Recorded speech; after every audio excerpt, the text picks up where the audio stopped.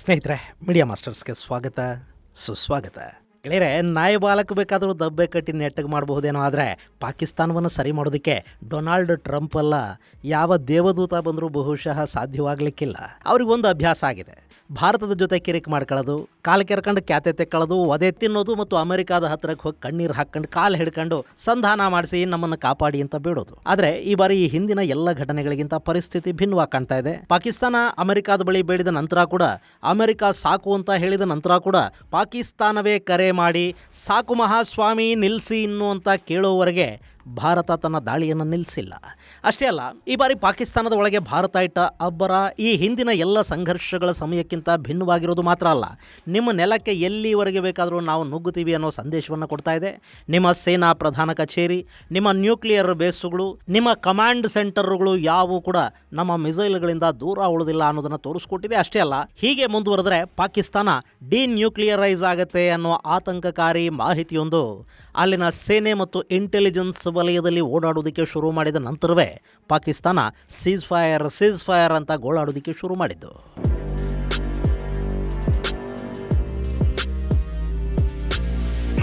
ಗೆಳೆಯರೆ, ಇಲ್ಲಿ ಈ ಕದನ ವಿರಾಮದ ಬಗ್ಗೆ ನಿಮ್ಮಲ್ಲಿ ಸಾಕಷ್ಟು ಜನಕ್ಕೆ ಬೇಸರ ಇದೆ. ಅದು ನಿಮ್ಮ ಸೋಷಿಯಲ್ ಮೀಡಿಯಾ ಅಕೌಂಟ್ಗಳಲ್ಲಿ ಕಾಣ್ತಲೇ ಇದೆ. ಕೆಲವರು ಯುದ್ಧೋತ್ಸಾಹದಿಂದ ಪೋಸ್ಟ್ಗಳನ್ನು ಮಾಡ್ತಾ ಇದ್ರಿ, ಕದನ ವಿರಾಮ ಘೋಷಣೆ ಆಗಿರೋದು ನಿಮ್ಮಲ್ಲಿ ನಿರಾಸೆಯನ್ನು ಉಂಟು ಮಾಡ್ತಾ ಇದೆ. ಮತ್ತೆ ಕೆಲವರು ಯುದ್ಧ ಸಾಕು, ಸ್ಟಾಪ್ ವಾರ್ ಅಂತ ಕೇಳ್ತಿದ್ದವರು ಕೂಡ ಈಗ ಕದನ ವಿರಾಮ ಘೋಷಣೆಯಾದ ಕೂಡಲೇ 56 ಇಂಚಿನ ಬಗ್ಗೆ ಮಾತಾಡೋದಕ್ಕೆ ಶುರು ಮಾಡಿದ್ದಾರೆ. ಇಲ್ಲಿ ನೀವು ಬೇಸರ ಮಾಡ್ಕೊಳ್ಳೋದಕ್ಕೆ ಮೊದಲು ಅರ್ಥ ಮಾಡ್ಕೋಬೇಕಿರೋದು, ಪಾಕಿಸ್ತಾನದ ಮೇಲೆ ಭಾರತ ಯುದ್ಧಕ್ಕೆ ಹೋಗಿರಲಿಲ್ಲ ಅನ್ನೋದನ್ನು. ಭಾರತದ ಮೇಲೆ ಪಾಕ್ ಮೂಲದ ಭಯೋತ್ಪಾದಕರು ದಾಳಿ ಮಾಡಿದರು, ನಮ್ಮ ಪ್ರವಾಸಿಗರನ್ನು ಅವರು ಕೊಂದು ಹಾಕಿದ್ರು, ಅವರ ಮತವನ್ನು ಪ್ರವಾಸಿಗರ ಪ್ಯಾಂಟುಗಳೊಳಗೆ ಹುಡುಕೋದಿಕ್ಕೆ ಹೋದರು. ಆ ಉಗ್ರರನ್ನು ಶಿಕ್ಷಿಸಬೇಕಿತ್ತು. ಅದಕ್ಕಾಗಿ ಭಾರತ ಪಾಕಿಸ್ತಾನದಲ್ಲಿನ ಉಗ್ರರ ಶಿಬಿರಗಳ ಮೇಲೆ ಸರ್ಜಿಕಲ್ ಸ್ಟ್ರೈಕ್ ಅನ್ನು ಮಾಡಿತು. ಬರೀ 25 ನಿಮಿಷಗಳ ಒಳಗೆ ಸುಮಾರು 9 ಬೇರೆ ಬೇರೆ ಕಡೆಗಳಲ್ಲಿನ ಉಗ್ರ ತರಬೇತಿ ಕೇಂದ್ರಗಳು, ಪ್ರಧಾನ ಕಚೇರಿಗಳನ್ನು ಗುರಿಯಾಗಿಸಿಕೊಂಡು 21 ದಾಳಿಗಳನ್ನು ಭಾರತೀಯ ಪಡೆಗಳು ಮಾಡಿತು. ಭಾರತಕ್ಕೆ ಉಗ್ರರ ದಾಳಿ, ಉಗ್ರರ ಕಾಟ ಇದೇನು ಹೊಸತಲ್ಲ. ಆದ್ರೆ ಉಗ್ರ ದಾಳಿಗಳು ನಡೆದಾಗ ಈ ಹಿಂದಿನ ಹಾಗೆ ಭಾರತ ಕಣ್ಣೀರು ಹಾಕಲಿಲ್ಲ. ಪಾಕಿಸ್ತಾನ ಈ ದಾಳಿಯ ಹಿಂದಿದೆ, ನಾವು ಅವರಿಗೆ ಟೂ ಬಿಡ್ತೀವಿ ಅಂತ ಹೇಳಲಿಲ್ಲ. ವಿಶ್ವ ಸಮುದಾಯ ಬರಬೇಕು, ನಮಗೆ ನ್ಯಾಯ ಕೊಡಿಸಬೇಕು ಅಂತ ಕೇಳಲಿಲ್ಲ. ಬದಲಿಗೆ ಪಾಕಿಸ್ತಾನದ ಉಗ್ರ ಶಿಬಿರಗಳ ಮೇಲೆ ದಾಳಿ ಮಾಡ್ತು. ಅಲ್ಲಿ 100ಕ್ಕೂ ಹೆಚ್ಚು ಉಗ್ರರು ಸಾವಿಗೀಡಾದರು. ಇನ್ನು ಈ ದಾಳಿ ನಡೆಯೋವರೆಗೆ ಕೂಡ ನಾವು ಫೇಸ್ಬುಕ್ಗಳಲ್ಲಿ ದಿನ ಪೋಸ್ಟ್ಗಳನ್ನು ಕೊಡ್ತಾ ಇದ್ವಿ. ಇನ್ನೂ ಎಷ್ಟು ದಿನ ಅಂತ ಕೇಳ್ತಾ ಇದ್ವಿ. ಅರೆ, ಮುಂಬೈ ದಾಳಿ ಆದಾಗೂ ಕೂಡ ಫೇಸ್ಬುಕ್ ಇತ್ತಲ್ವಾ, ಅವತ್ತು ನೀವು ಯಾಕೆ ಕೇಳಿರಲಿಲ್ಲ ಅಂತ ಮೋದಿ ಅಭಿಮಾನಿಗಳು ಕೇಳ್ತಾ ಇದ್ರು. ಅಫ್ಕೋರ್ಸ್ ಅವತ್ತು ಕೇಳಲಿಲ್ಲಪ್ಪ, ನಿಜ. ಯಾರು ಮಾಡ್ತಾರೆ ಅವ್ರ ಮೇಲೆ ನಿರೀಕ್ಷೆಗಳು ಹೆಚ್ಚಿರುತ್ತವೆ. ಓಡೋ ಕುದುರೆಗೆ 2 ಚಾಟಿ ಏಟು ಜಾಸ್ತಿ ಬೀಳುತ್ತೆ. ಈ ಹಿಂದೆ ಉರಿ ಆದಾಗ, ಪುಲ್ವಾಮಾ ಆದಾಗ ಮೋದಿ ನೇತೃತ್ವದ ಸರ್ಕಾರ ಪಾಕಿಸ್ತಾನದ ಮೇಲೆ ಸರ್ಜಿಕಲ್ ಸ್ಟ್ರೈಕ್ ಅನ್ನು ಮಾಡ್ತು. ಹೀಗಾಗಿ ಈ ಬಾರಿ ಕೂಡ ಮಾಡೇ ಮಾಡ್ತಾರೆ ಅನ್ನೋ ನಿರೀಕ್ಷೆ ಇತ್ತು. ಅದು ವಿಳಂಬ ಆಗೋದಕ್ಕೆ ಶುರುವಾದಾಗ ನಾವು ಜನ ಅವರನ್ನು ಇನ್ನೂ ಯಾವಾಗ ಅಂತ ಕೇಳ್ತಾ ಹೋದ್ವಿ. ಇದೊಂಥರ ರುಚಿ ಕಂಡಿದ್ದನ್ನು ಮತ್ತೆ ಮತ್ತೆ ಕೇಳುವ ಸೈಕಾಲಜಿ. ಆದರೆ ಈ ಬಾರಿ ಕಳೆದ ಸ್ಟ್ರೈಕ್ಗಳಿಗಿಂತ ಪರಿಸ್ಥಿತಿ ಭಿನ್ನವಾಗಿರುತ್ತೆ ಅನ್ನೋದು ನಮ್ಮ ಸೇನಾ ಪಡೆಗಳಿಗೆ ತುಂಬ ಚೆನ್ನಾಗಿ ಗೊತ್ತಿತ್ತು. ಕಳೆದ ಬಾರಿಯ ಹಾಗೆ ನಾವು ಒಂದು ದಾಳಿ ಮಾಡಿದ್ವಿ. ಬೆಳಿಗ್ಗೆ ಎದ್ದು ಬಂದು ಅವರು ಒಂದು ದಾಳಿ ಮಾಡಿದರು. ನಮ್ಮದೊಂದು MiG-21 ಹೋಯ್ತು, ಅವ್ರದ್ದು ಒಂದು F-16 ಹೋಯ್ತು, ಅಲ್ಲಿಗೆಲ್ಲ ಮುಗೀತು ಅನ್ನೋ ಥರ ಆಗಬಾರ್ದು. ಹೀಗಾಗಿ ಭಾರತೀಯ ಪಡೆಗಳಿಗೆ ಸಿದ್ಧತೆಗಳನ್ನು ಮಾಡ್ಕೊಳ್ಳೋದಕ್ಕೆ ಅಲ್ಲೊಂದಷ್ಟು ಸಮಯ ಬೇಕಿತ್ತು. ಸೊ 15 ದಿನ ಸಮಯ ತಗೊಂಡ್ರು. ಪಾಕಿಸ್ತಾನದ ಮೇಲೆ ಸರ್ಜಿಕಲ್ ಸ್ಟ್ರೈಕ್ ಆಯಿತು. ಆಮೇಲೆ ಭಾರತದ ಮೇಲೆ ದಾಳಿಗೆ ನಿಂತಿದ್ದು ಯಥಾ ಪ್ರಕಾರ ಪಾಕಿಸ್ತಾನ. ಅದು ಅನಿರೀಕ್ಷಿತ ಏನಾಗಿರಲಿಲ್ಲ. ಪಾಕಿಸ್ತಾನ ದಾಳಿ ಮಾಡೇ ಮಾಡುತ್ತೆ ಅಂತ ಗೊತ್ತಿತ್ತು. ಹೀಗಾಗಿನೇ ಭಾರತೀಯ ಪಡೆಗಳು ಒಂದಷ್ಟು ಸಿದ್ಧತೆಗಳನ್ನು ಕೂಡ ಅಲ್ಲಿ ಮಾಡಿಕೊಂಡಿದ್ವು. ಇನ್ನು ಆಗ ಕೂಡ ಭಾರತ ಯುದ್ಧ ಮಾಡಬೇಕು ಅಂತೇನು ಅಂದ್ಕೊಳ್ಳಿಲ್ಲ.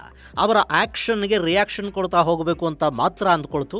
ಈ ಸಂದರ್ಭದಲ್ಲಿ ಪಾಕಿಸ್ತಾನ ಹೇಗೆ ರಿಯಾಕ್ಟ್ ಮಾಡುತ್ತೆ, ಹೇಗೆ ಪ್ರವೋಕ್ ಆಗುತ್ತೆ ಅನ್ನೋದು ಭಾರತೀಯ ಸೇನೆಗೆ ಗೊತ್ತಿತ್ತು. ಅವರು ನಮ್ಮ ಮಿಲಿಟರಿ ಇನ್ಫ್ರಾಸ್ಟ್ರಕ್ಚರ್ಗಳನ್ನು ಗುರಿಯಾಗಿಸ್ಕೊಂಡು ಒಂದು ದಾಳಿ ಮಾಡಿದರೆ ಅಲ್ಲಿ ಅಂಥ 10 ದಾಳಿಗಳಾಗಬೇಕು. ಇದನ್ನು ಭಾರತ ನಿರ್ಧಾರ ಮಾಡಿತ್ತು. ಹಾಗೆ ಒಂದೇ ಒಂದು ಸಿವಿಲಿಯನ್ ಏರಿಯಾದ ಮೇಲೆ ಕೂಡ ದಾಳಿ ಆಗಬಾರ್ದು. ಇಲ್ಲಿ ಭಾರತ ಪಾಕಿಸ್ತಾನದ ನಾಗರಿಕ ವಸತಿಗಳ ಮೇಲೆ ದಾಳಿ ಮಾಡಿದರೆ ಅದನ್ನು ಮಾನವ ಹಕ್ಕುಗಳ ಉಲ್ಲಂಘನೆ, ಅಂತಾರಾಷ್ಟ್ರೀಯ ನಿಯಮಗಳ ಉಲ್ಲಂಘನೆ ಅಂತ ಪಾಕಿಸ್ತಾನ ವಿಕ್ಟಿಮ್ ಕಾರ್ಡ್ ಹಿಡ್ಕೊಂಡು ಓಡಾಡೋದಕ್ಕೆ ಶುರು ಮಾಡುತ್ತೆ. ನಾವು ಇಲ್ಲಿ ಸಿವಿಲಿಯನ್ಗಳ ಮೇಲೆ ಉಗ್ರರು ನಡೆಸಿದ ದಾಳಿಗೆ ಪ್ರತೀಕಾರ ಹೇಳೋದಕ್ಕೆ ಹೋಗಿದ್ದೀವಿ. ನಾವೇ ಸಿವಿಲಿಯನ್ಗಳ ಮೇಲೆ ದಾಳಿ ಮಾಡಬಾರದು. ಈ ಎಚ್ಚರಿಕೆಯನ್ನು ಭಾರತ ತಗೊಳ್ತು. ಭಾರತದ ವಿರುದ್ಧ ಪಾಕಿಸ್ತಾನ ಡ್ರೋನ್ ದಾಳಿ ಮಾಡಿದ ಹಾಗೆಲ್ಲ ಪಾಕಿಸ್ತಾನದ ಮಿಲಿಟರಿ ಇನ್ಫ್ರಾಸ್ಟ್ರಕ್ಚರ್ ಅನ್ನ ಭಾರತ ಡ್ರೋನ್ಗಳ ಮೂಲಕನೇ ಹೊಡೆದು ಹಾಕ್ತಾ ಹೋಯಿತು. ಇದಾದ ನಂತರ ಪಾಕಿಸ್ತಾನ ಡ್ರೋನ್ಗಳ ಜೊತೆಗೆ ಅವರ ಮಿಸೈಲ್ಗಳನ್ನು ಕಳುಹಿಸಿಕೊಡ್ತು. ಅದಕ್ಕೆ ಪ್ರತಿಯಾಗಿ ಭಾರತ ಕೂಡ ತನ್ನ ಮಿಸೈಲ್ಗಳನ್ನು ಪಾಕಿಸ್ತಾನದ ನೆಲಕ್ಕೆ ನುಗ್ಗಿಸ್ತು. ಇಲ್ಲಿ ಪಾಕಿಸ್ತಾನದ ಒಂದೇ ಒಂದು ಮಿಸೈಲ್ ಆಗಲಿ ಡ್ರೋನ್ ಆಗಲಿ ಭಾರತದ ಯಾವ ಏರ್ ಬೇಸ್ ಅನ್ನ ಮಿಲಿಟರಿ ಸ್ಟ್ರಕ್ಚರ್ ಅನ್ನ ನಾಶ ಮಾಡೋದಕ್ಕೆ ಸಾಧ್ಯ ಆಗಲಿಲ್ಲ. ಪಾಕ್ ಆಯುಧಗಳು ಭಾರತದ ಒಳಕ್ಕೆ ಪ್ರವೇಶ ಮಾಡಿದ ಕೂಡಲೇ ಅವುಗಳನ್ನ ಭಾರತೀಯ ಏರ್ ಡಿಫೆನ್ಸ್ ನ್ಯೂಟ್ರಲೈಸ್ ಮಾಡ್ತಾ ಹೋಗ್ತಾ ಇತ್ತು. ಇನ್ನು ಪಾಕಿಸ್ತಾನದ ವಿಷಯದಲ್ಲಿ ಹಾಗಾಗಲಿಲ್ಲ. ಪಾಕಿಸ್ತಾನವೇ ಹೇಳ್ಕೊಂಡಿರೋ ಹಾಗೆ ಅವರ ಸಾಕಷ್ಟು ಏರ್ಬೇಸ್ಗಳ ಮೇಲೆ ಭಾರತದ ಮಿಸೈಲ್ ಹಾಗೂ ಡ್ರೋನ್ಗಳು ಬಿದ್ವು. ರಹೀಮ್ ಯಾರ್ ಖಾನ್ ಏರ್ಬೇಸ್ ಡ್ಯಾಮೇಜ್ ಆಯಿತು. ಇದು ಪೂರ್ಣ ಪ್ರಮಾಣದ ಏರ್ಬೇಸ್ ಏನಲ್ಲ. ರಹೀಮ್ ಯಾರ್ ಖಾನ್ ಅನ್ನೋ ಊರಲ್ಲಿನ ಶೇಖ್ ಜಾಯದ್ ಇಂಟರ್ನ್ಯಾಷನಲ್ ಏರ್ಪೋರ್ಟನ್ನು ಪಾಕಿಸ್ತಾನ ಅಗತ್ಯ ಬಿದ್ದಾಗ ಏರ್ಬೇಸ್ ಥರ ಕೂಡ ಬಳಕೆ ಮಾಡುತ್ತೆ. ಅಲ್ಲಿನ ರಾಯಲ್ ಲಾಂಜ್ ಅಂದರೆ UAEಯ ರಾಜಕುಟುಂಬದ ಬಳಕೆಗೆ ಅಂತ ಇದ್ದ ರಾಯಲ್ ಲಾಂಜ್ ಕೂಡ ನಾಶವಾಗಿದೆ ಅಂತ ಪಾಕಿಸ್ತಾನದ ಡಾನ್ ಬರ್ಕೊಂಡಿದೆ. ಹಾಗೆ ಅಲ್ಲಿನ ಮುರೀದ್, ನೂರ್ ಖಾನ್, ರಫೀಕಿ, ಸುಕೂರ್, ಚುನಿಯಾನ್, ಜಕೋಬಾಬಾದ್, ಬೋಲಾರಿ, ಸ್ಕರ್ಡು ಈ ಎಲ್ಲ ಏರ್ಬೇಸ್ಗಳನ್ನು ಟಾರ್ಗೆಟ್ ಮಾಡಿಕೊಂಡು ಭಾರತ ಒಂದೇ ಸಮಕ್ಕೆ ದಾಳಿ ಮಾಡ್ತಾ ಹೋಯಿತು. ನಿಮಗೆ ಗೊತ್ತಿರಲಿ, ಮೇ 7ನೇ ತಾರೀಕು ಭಾರತ ಪಾಕಿಸ್ತಾನದ ಮೇಲೆ ಮೊದಲ ದಾಳಿ ಮಾಡ್ತು ಅಲ್ವಾ. 8ನೇ ತಾರೀಕು ಪಾಕಿಸ್ತಾನ ಹಾರಾಡ್ತಾ ಇತ್ತು. 9ನೇ ತಾರೀಕು ಭಾರತ ಮಾಡಿದ ದಾಳಿಗಳಿಗೆ ಅವರು ಸುಸ್ತಾಗಿದ್ದರು. ಅಲ್ಲಿಂದ ಪಾಕಿಸ್ತಾನದ ಪ್ರಧಾನಿ ವಿಶ್ವಸಂಸ್ಥೆ, ಅಮೆರಿಕ, ಸೌದಿ ಅರೇಬಿಯಾ, UAE, ಕತಾರ್ಗಳ ಬೆನ್ನತ್ತಿ ಭಾರತಕ್ಕೆ ಸುಮ್ಮನೆ ಇರೋದಕ್ಕೆ ಹೇಳಿ ಅಂತ ಬೇಡೋದಕ್ಕೆ ಶುರು ಮಾಡಿದ್ದ. ಮಾಜಿ ಪ್ರಧಾನಿ ನವಾಜ್ ಶರೀಫ್ ಭಾರತದ ಜೊತೆಗಿನ ಸಂಘರ್ಷ ನಮ್ಮನ್ನು ಹಾಳು ಮಾಡುತ್ತೆ ಅಂತ ಪಾಕ್ ಸರ್ಕಾರಕ್ಕೆ ಕಿವಿ ಮಾತು ಹೇಳಾಗಿತ್ತು. ಆದರೆ ಪಾಕಿಸ್ತಾನದ ಸೇನೆ ದಾಳಿ ಶುರು ಮಾಡಿ ಒದೆ ತಿಂತಾ ಇತ್ತಲ್ಲ, ಅವರಿಗೂ ಕೂಡ ಇದನ್ನು ನಿಲ್ಲಿಸೋದಕ್ಕೊಂದು ಮಾರ್ಗ ಬೇಕಿತ್ತು. ಆದರೆ ನೇರವಾಗಿ ಮಾತುಕತೆ ನಡೆಸೋದಕ್ಕೆ ಭಾರತ ಮತ್ತು ಪಾಕಿಸ್ತಾನಗಳು ಪರಸ್ಪರ ಮಾತು ನಿಲ್ಲಿಸಿದ್ವು. ಎರಡೂ ದೇಶಗಳ ಸೇನೆಯ ನಡುವೆ ಹಾಟ್ಲೈನ್ನ ಸಂಪರ್ಕ ಕೂಡ ಇಲ್ಲ. ಇನ್ನು ಪಾಕ್ ಹೇಳಿದರೆ ಭಾರತ ಕೇಳುತ್ತೆ ಅನ್ನೋ ನಂಬಿಕೆ ಕೂಡ ಅವ್ರಿಗಿರಲಿಲ್ಲ. ಹೀಗಾಗಿ ಭಾರತದ ಜೊತೆ ಮಾತುಕತೆಗೆ 3ನೇ ಪಾರ್ಟಿಯನ್ನು ಹುಡುಕೋದಿಕ್ಕೆ ಶುರು ಮಾಡ್ತು ಪಾಕಿಸ್ತಾನ. ಈ ಸಂದರ್ಭದಲ್ಲಿ ಅವರಿಗೆ ಕಾಣಿಸಿದ್ದು ಅವರ ಅಬುಜಾನ್, ಶಾಂತಿದೂತ, ನೊಬೆಲ್ ಶಾಂತಿ ಪ್ರಶಸ್ತಿಯ ನಿರೀಕ್ಷೆಯಲ್ಲಿರುವ ಡೊನಾಲ್ಡ್ ಟ್ರಂಪ್. ಅಮೆರಿಕಾಗೂ ದೊಡ್ಡಣ್ಣ ಆಗೋ ಚಟ ತುಂಬಾನೇ ಇದೆ. ಹೀಗಾಗಿ ಅಮೆರಿಕದ ವಿದೇಶಾಂಗ ಇಲಾಖೆ, NSA, ಅಮೆರಿಕದ ಅಧ್ಯಕ್ಷ ಹೇಗೆ ಸಾಲು ಸಾಲು ಫೋನ್ ಕರೆಗಳು ಭಾರತಕ್ಕೆ ಶುರುವಾದವು. ಅಲ್ಲಿ ಯಾವಾಗ IMF ಮೀಟಿಂಗಲ್ಲಿ ಭಾರತ ಪಾಕಿಸ್ತಾನಕ್ಕೆ ಸಾಲ ಸಿಗೋದನ್ನು ತೀವ್ರವಾಗಿ ವಿರೋಧಿಸಿದ ನಂತರ ಕೂಡ ಅದರ ವಿರುದ್ಧ ವೋಟ್ ಮಾಡದೆ ವೋಟಿಂಗ್ನಿಂದ ಹಿಂದೆ ಸರಿತೋ ಆಗಲೇ ಸಣ್ಣಗೆ ಅಂತಾರಾಷ್ಟ್ರೀಯ ಮಟ್ಟದಲ್ಲಿ ಏನು ಆಗ್ತಾ ಇದೆ ಅನ್ನೋ ಅನುಮಾನಗಳು, ಸೂಚನೆಗಳು ಸಿಗೋದಕ್ಕೆ ಶುರುವಾದವು. ಮರುದಿನ ಪಾಕಿಸ್ತಾನ ತನ್ನ ನ್ಯೂಕ್ಲಿಯರ್ ಕಮಿಟಿಯ ಸಭೆ ಕರೆಯಿತು. ಅಲ್ಲಿಗೆ ಪಾಕಿಸ್ತಾನ ಅಮೆರಿಕದ ಕಾಲ್ ನೆಕ್ಕೋದಿಕ್ಕೆ ಶುರು ಮಾಡಿದೆ ಅನ್ನೋದು ಖಚಿತವಾಗಿ ಹೋಯಿತು.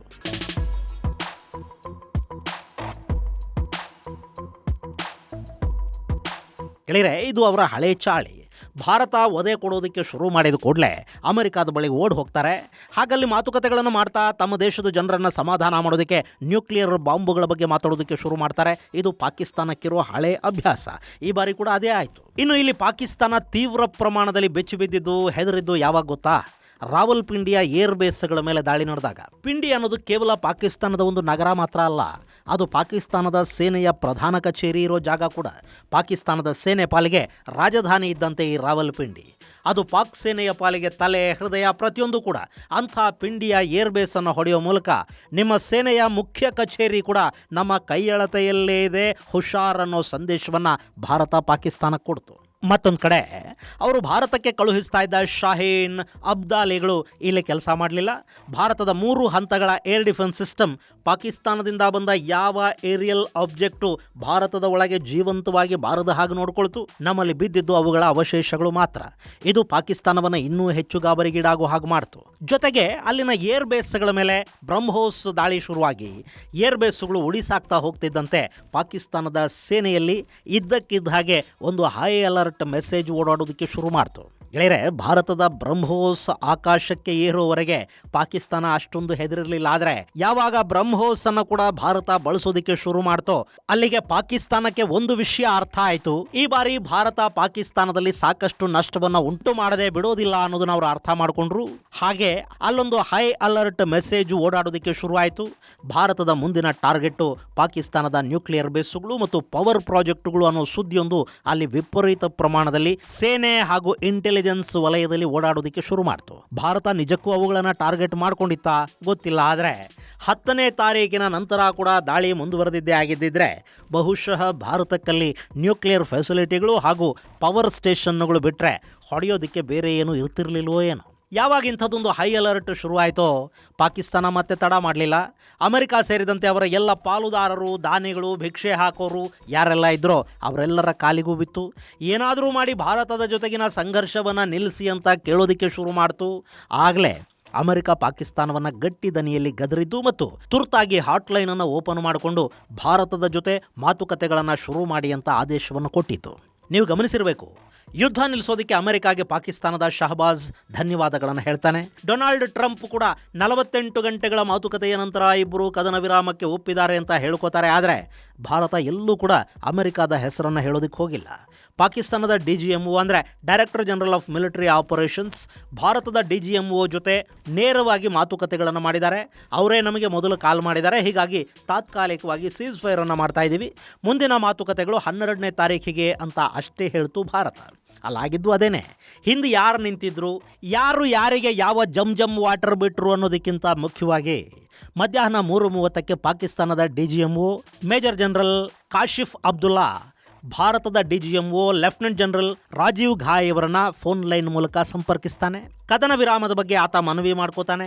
ಇನ್ನು ಭಾರತ ಮೊದಲಿಂದ ಕೂಡ ನೀವು ಮಾಡೋ ದಾಳಿಗೆ ನಾವು ಪ್ರತ್ಯುತ್ತರವನ್ನು ಕೊಡ್ತಾ ಇದ್ದೀವಿ, ನೀವು ನಮ್ಮ ಯಾವ ಇನ್ಫ್ರಾಸ್ಟ್ರಕ್ಚರ್ ಅನ್ನ ಟಾರ್ಗೆಟ್ ಮಾಡ್ತಿರೋ ನಾವು ನಿಮ್ಮಲ್ಲಿ ಅದನ್ನ ಹೊಡೆದು ಹಾಕ್ತೀವಿ ಅಂತ ಹೇಳಿದ್ದೆ ಹೊರತು ನಾವು ಯುದ್ಧ ಮಾಡ್ತೀವಿ ಅಂತೇನು ಹೇಳಿರಲಿಲ್ಲ. ಇನ್ನು ಎರಡೂ ದೇಶಗಳು ಗಡಿಯನ್ನೂ ದಾಟಿರಲಿಲ್ಲ. ಹೀಗಾಗಿ ಅದು ಪೂರ್ಣ ಪ್ರಮಾಣದ ಯುದ್ಧ ಕೂಡ ಆಗಿರಲಿಲ್ಲ. ಈ ಹಂತದಲ್ಲೇ ಪಾಕಿಸ್ತಾನದ DGMO ಭಾರತಕ್ಕೆ ಕಾಲ್ ಮಾಡ್ದ. ಇಲ್ಲೂ ಕೂಡ ಎರಡೂ ಸೇನೆಗಳ ಅಧಿಕಾರಿಗಳ ಮಟ್ಟದ ಮಾತುಕತೆಗೆ ಭಾರತ ಇದನ್ನು ಸೀಮಿತಗೊಳಿಸದೆ ಹೊರತು ಪಾಕಿಸ್ತಾನದ ಜೊತೆ ರಾಜತಾಂತ್ರಿಕ ಮಾತುಕತೆಗಳಿಗೆ ಅವಕಾಶವನ್ನು ಕೊಡಲಿಲ್ಲ. ಪಾಕಿಸ್ತಾನದ ಜೊತೆಗಿನ ಕದನಕ್ಕೆ ತಾತ್ಕಾಲಿಕ ವಿರಾಮವನ್ನು ಹೇಳ್ತೆ ಹೊರತು ರಾಜತಾಂತ್ರಿಕವಾಗಿ ಪಾಕಿಸ್ತಾನದ ವಿರುದ್ಧ ಕೈಗೊಂಡಿದ್ದ ಯಾವ ಪ್ರತೀಕಾರಾತ್ಮಕ ಕ್ರಮಗಳನ್ನು ಕೈಬಿಟ್ಟಿದ್ದೀವಿ ಅಂತ ಭಾರತ ಹೇಳಲಿಲ್ಲ. ಅಲ್ಲಿಗೆ ಪಾಕಿಸ್ತಾನವನ್ನು ಈ ಹಿಂದೆ ಎಲ್ಲಿಟ್ಟಿತ್ತೋ ಈಗಲೂ ಭಾರತ ಅಲ್ಲೇ ಇಟ್ಟಿದೆ. ಪಾಕಿಸ್ತಾನವೇ ಕರೆ ಮಾಡಿ ಶರಣಾಗತಿಯ ರೀತಿಯಲ್ಲಿ ಮಾತಾಡಿ ದಾಳಿಗಳನ್ನು ನಿಲ್ಲಿಸಿ ಅಂತ ಕೇಳಿಕೊಂಡಿದೆ. ಹೀಗಾಗಿ ಭಾರತ ತನ್ನ ದಾಳಿಗಳನ್ನು ಮಾತ್ರ ನಿಲ್ಲಿಸಿದೆ.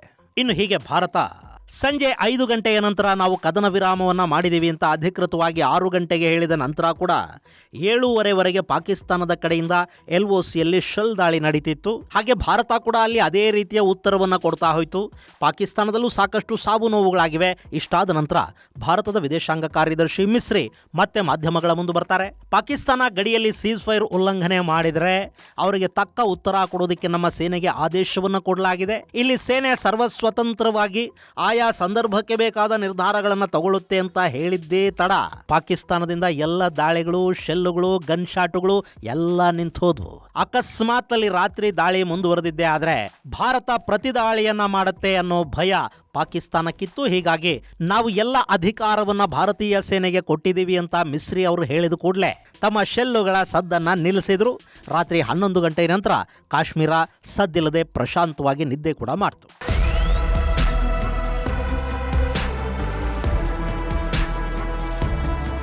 ಇನ್ನು ಈ ಕದನ ವಿರಾಮ ಅನ್ನೋದು ಎಷ್ಟು ದಿನ? 12ನೇ ತಾರೀಕು ಎರಡೂ ದೇಶಗಳ ನಡುವೆ ಮಾತುಕತೆ ಇದೆ ಅಂತ ಹೇಳ್ತಾ ಇದ್ದಾರೆ. ಅಲ್ಲಿ ಭಾರತ ಯಾವ ಡಿಮ್ಯಾಂಡ್ಗಳನ್ನು ಪಾಕಿಸ್ತಾನದ ಮುಂದೆ ಇಡುತ್ತೆ ಅನ್ನೋದನ್ನು ನಾವು ಕಾದು ನೋಡಬೇಕು.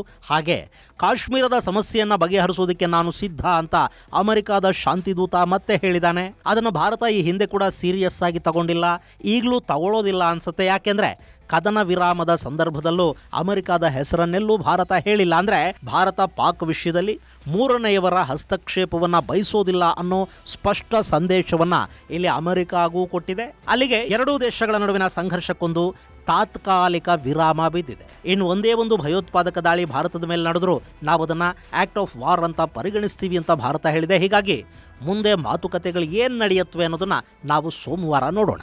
ಗೆಳೆಯರೆ, ಇಲ್ಲಿ ನಾವು ಬಯಸೋದಿಷ್ಟೇ, ನಮ್ಮ ಸೇನೆಗೆ ಸಂಪೂರ್ಣ ಅವಕಾಶವನ್ನು ಕೊಟ್ಟರೆ ಪಾಕಿಸ್ತಾನ ಅನ್ನೋ ದೇಶ ಈ ಭೂಪಟದಲ್ಲೇ ಇಲ್ಲದ ಹಾಗೆ ನೋಡಿಕೊಳ್ಳೋ ಶಕ್ತಿ ಖಂಡಿತ ನಮ್ಮ ವೀರ ಯೋಧರಿಗಿದೆ. ಸೈನಿಕರು ಗೆದ್ದು ಕೊಡುವ ಯುದ್ಧವನ್ನ ನಮ್ಮ ರಾಜಕಾರಣಿಗಳು ಟೇಬಲ್ಗಳ ಮೇಲೆ ಸೋತು ಬರದೇ ಇರಲಿ ಅನ್ನೋದಷ್ಟೇ ಭಾರತದ ಪ್ರತಿ ನಾಗರಿಕ ಬಯಸೋದು. ಈ ಬಾರಿ ಕೂಡ ಭಾರತ ಅದನ್ನೇ ಬಯಸ್ತಾ ಇದೆ.